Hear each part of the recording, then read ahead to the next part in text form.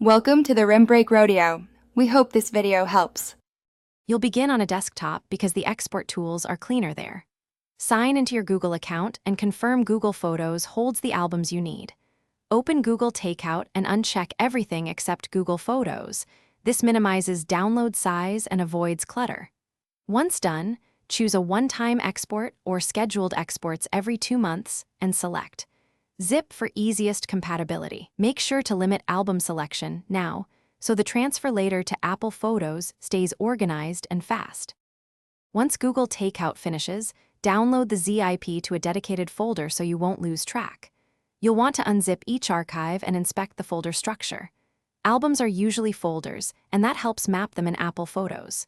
If you see hike or HIFE files and your Mac or iPhone supports them, leave them, they preserve quality and metadata.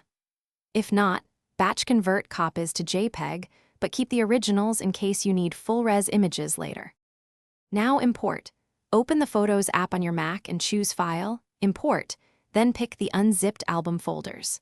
Once done, enable iCloud Photos to sync these images to your iPhone and watch the upload progress in the Photos preferences. Large libraries take time.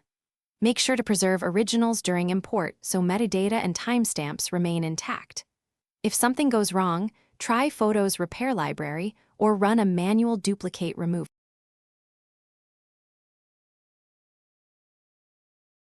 Thanks for watching. Consider subscribing if we helped you.